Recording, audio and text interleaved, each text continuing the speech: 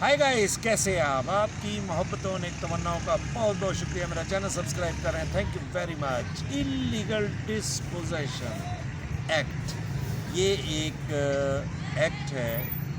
तो इसके तहत आप अगर आपकी प्रॉपर्टी पर और अगर आपकी कोई भी प्रॉपर्टी मसलन रेजिडेंशियल है या ज़रूरी रकबा है तो उस पर कब्ज़ा हो जाता है, तो आप इलीगल डिस्पोजेशन एक्ट के तहत डायरेक्ट सेशन जज साहब के पास जाकर प्राइवेट कंप्लेंट, जिसको आप इस्तगासा कहते हैं, वो दायर कर सकते हैं। तो पहले जब ये इलीगल डिस्पोजेशन एक्ट नहीं आया था तो उस वक्त जब किसी प्रॉपर्टी पर कब्ज़ा हो जाता था तो बड़ी मुश्किलात पेश आती थी। पुलिस वाले FIR नहीं काटते थे, मतलब अगर कोई वो उस पर दफ़ा इम्पोज भी हो जाती थी तो उसकी आसानी से बेल हो जाती थी। तो और अगर सिविल प्रोसीजर के तहत या स्पेसिफिक रिलीफ एक्ट के तहत कोई भी इस किस्म का दावा दायर किया जाता था तो वो एक बड़ा लंबा और लेंथी प्रोसेस था। तो इलीगल डिस्पोजेशन एक्ट के तहत जब आप मुतल्लिका सेशन जज के पास जाते हैं तो वो एक आपको बड़ा क्विक रिलीफ देता है। तो इसका थोड़ा सा प्रोसीजर मैं आपको बता देता हूँ, बड़ा आसान सा प्रोसेस है कि आपने इलीगल डिस्पोजेशन एक्ट के तहत प्राइवेट कंप्लेन दायर करनी है। जैसे ही प्राइवेट कंप्लेन दायर करेंगे तो वहाँ पर आपकी स्टेटमेंट होगी और 2 गवाहों की स्टेटमेंट होगी, जिसकी बेस पर सेशन जज साहब फौरी तौर पर मुतल्लिका SHO को ऑर्डर जारी करेंगे कि वो रिपोर्ट वहाँ से लेकर आएँ। मुतल्लिका SHO वहाँ से रिपोर्ट लेकर आएगा और रिपोर्ट लाने के बाद वो जो इलीगल वहाँ पे पोजेशन करके बैठे हुए हैं लोग, उनको बुलाया जाएगा, उनको सुना जाएगा।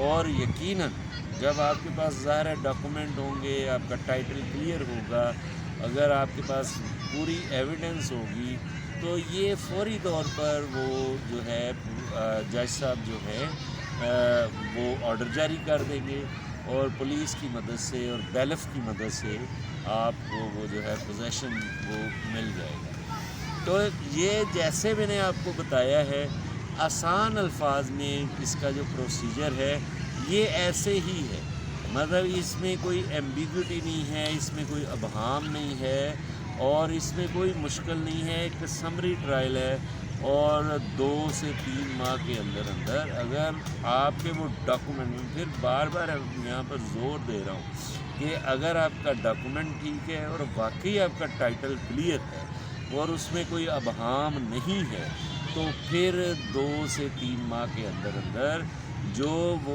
गैर कानूनी काबिज लोग हैं उनसे कब्ज़ा लेकर आपको दे दिया जाएगा।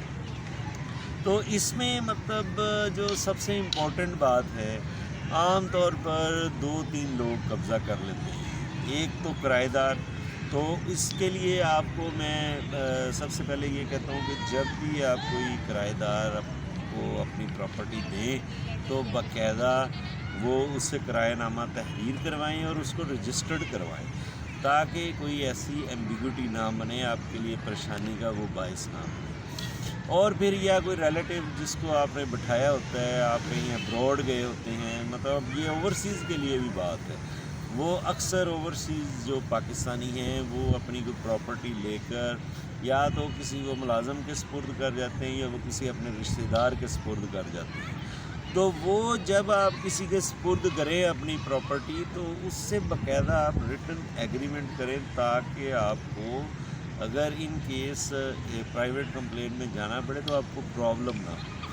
तो ये चंद बातें हैं जो आप आम ज़िंदगी में एडॉप्ट करें तो आपको परेशानियों से बचत हो सकती है। तो इस वक्त मेरा टॉपिक वही इलीगल डिस्पोजेशन एक्ट के तहत आप प्राइवेट कंप्लेन है।